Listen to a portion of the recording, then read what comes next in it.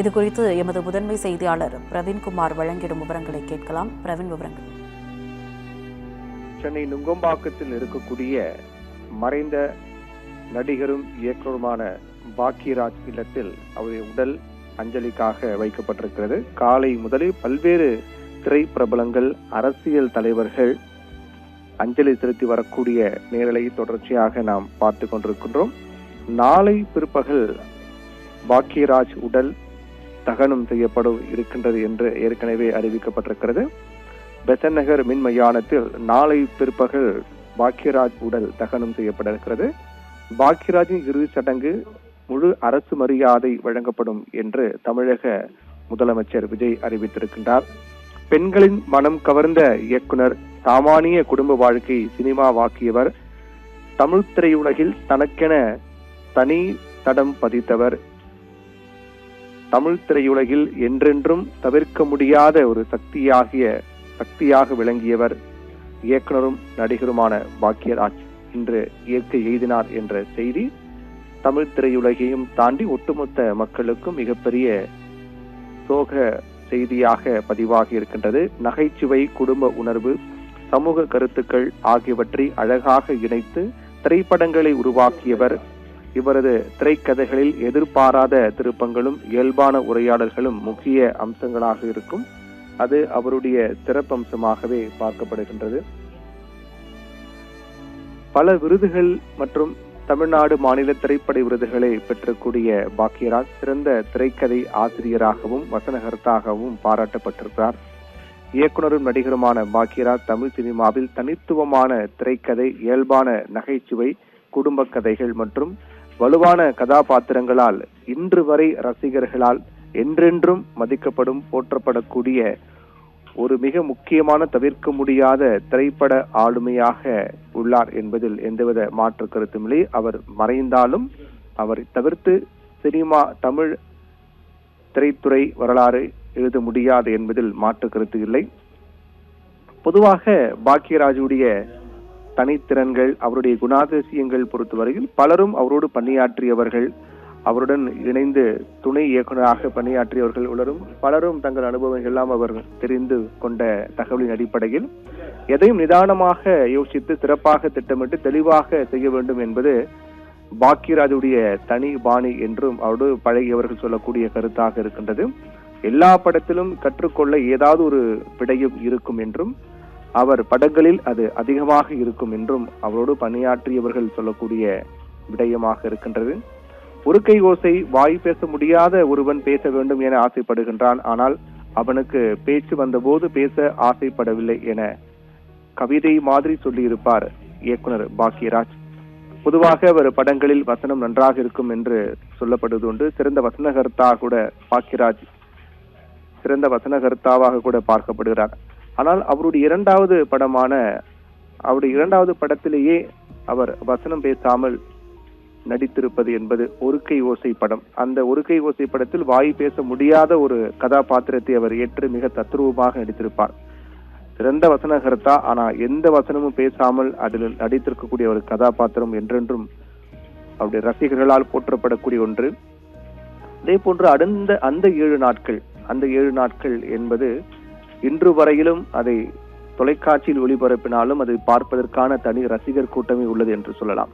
அதில் குறிப்பாக அந்த திரைப்படத்தில் வரக்கூடிய ஒரு வசனம், என் காதலி உன் மனைவியாகலாம், ஆனால் உங்க மனைவி எனக்கு காதலியாக முடியாது என்ற வசனம் இன்றளவும் பிரபலமான வசனம் என்றால் அது மிகையல்ல. அதே போன்று அந்த 7 நாட்கள் படம் மிக முக்கியமான அவருடைய சினிமா வாழ்க்கையில் முக்கியமான ஒரு படமாக பார்க்கப்படுகின்றது. அந்த படத்தில் கதாநாயகி அம்பிகா பாக்கியராஜ் குறித்து பல விடயங்கள் அந்த திரைப்படம் தொடர்பாக பேசும்போது அவர் குறிப்பிட்டிருக்கிறார். அதை பற்றி அவர் ஒரு நிகழ்ச்சியில் பேசும்போது, கதாநாயகி அம்பிகா இது குறித்து பேசும்போது அவர் தெரிவித்த விடயங்கள் என்னவென்றால், அடிப்படையில் நான் ஒரு மலையாளி, ஆனால் அந்த படத்தில் பாக்கியராஜ் சார் மலையாளியாக நடித்தார்.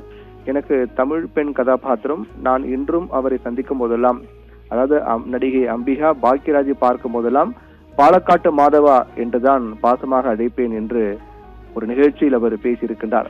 அவர் என்னை வசந்தி என்பார் வாஞ்சியுடன் என்று நடிகை அம்பிகா ஒரு நிகழ்ச்சியில் பேசும்போது, எப்போதும் பாக்கியராஜை பார்க்கும் போதெல்லாம் பாலக்காட்டு மாதவா என்றுதான் அழைப்பேன் என்று அவர் பேசியிருப்பது இன்றளவும் அந்த வீடியோக்கள் வைரலாகி வருகின்றது.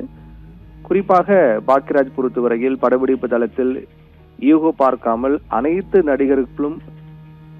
நடிகர்களுக்கும் நடித்து காண்பிப்பார். ஒரு காட்சி எப்படி வர வேண்டும் என்பதை அவர் நடித்து காண்பிப்பார். பொதுவாக பல இயக்குநர்கள் அது போன்று நடித்து காண்பிப்பது வழக்கம். சிறிய நடிகர் பெரிய நடிகர் என்றெல்லாம் பார்க்க மாட்டார். அதனால்தான் அவருடைய படங்கள் பேசப்படுகின்றன என்று அவரை பற்றி சொல்பவர்கள் சொல்லக்கூடிய கருத்து.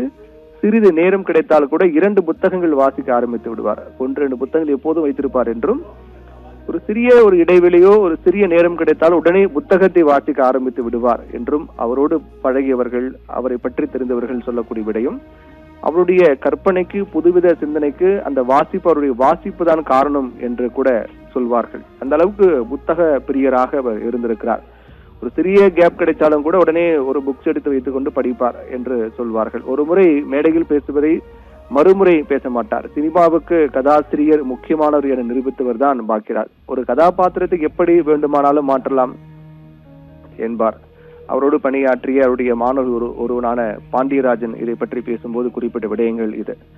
அதோடு அவரிடம் உதவியாளராக சேர பல பேர் வருவார்கள். அத்தனை பேரையும் சேர்த்துக் கொள்ள மாட்டார்.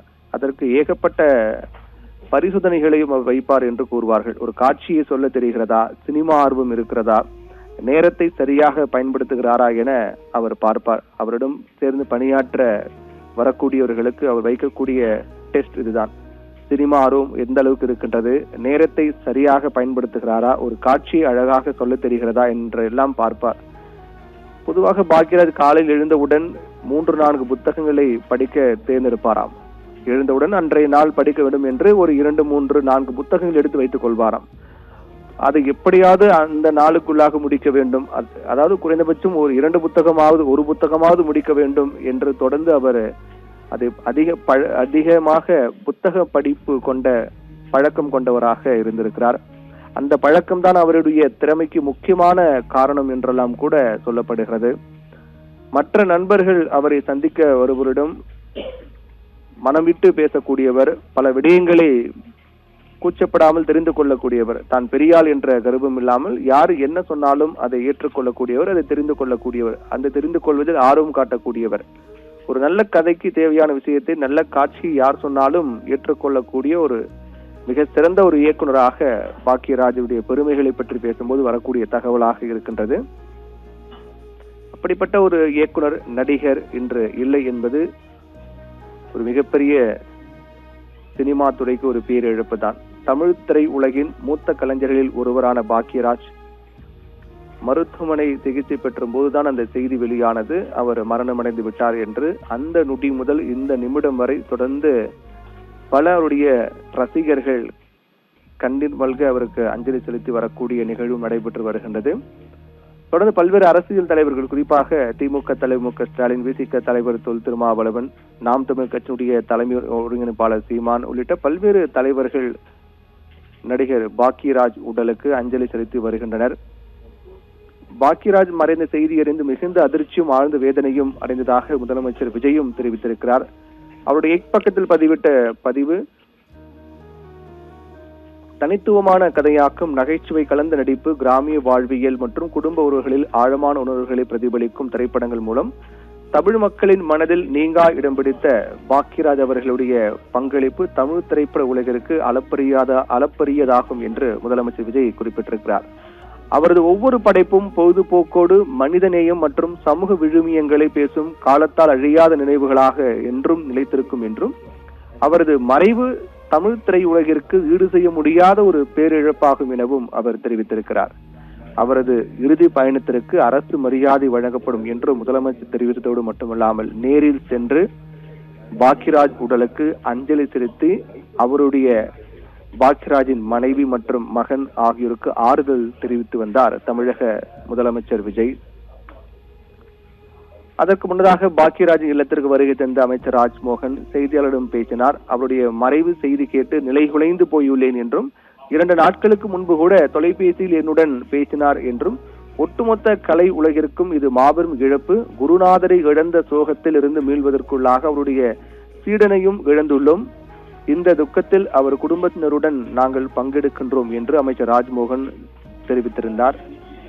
அதே போன்று அவருடைய மாணவர்களில் மிக முக்கியமானவராக இருக்கக்கூடிய பார்த்திபன் பாக்கியராஜனுடைய இல்லத்திற்கு வருகை தந்த நடிகை சுஹாசினி செய்தியாளரிடம் பேசும்போது கூட, பாக்கியராஜ் சமீபத்தில் எங்களுடன் நடிகை குஷ்புவின் மகள் திருமணத்தில் கலந்து கொண்டிருந்தார். நேற்று முன்தினம் திரும்பி வந்தார் பாக்கியராஜ். இன்று காலை நடைபயிற்சி செய்துவிட்டு நெஞ்சுவலி என கூறியதால் மருத்துவமனைக்கு அழைத்து சென்ற போது அவருடைய உயிர் பிரிந்திருக்கின்றது. சிரித்துக்கொண்டே இருந்தவர் சிரித்துக்கொண்டே மறைந்திருக்கிறார் என்று சுஹாசினி தெரிவித்திருந்தார்.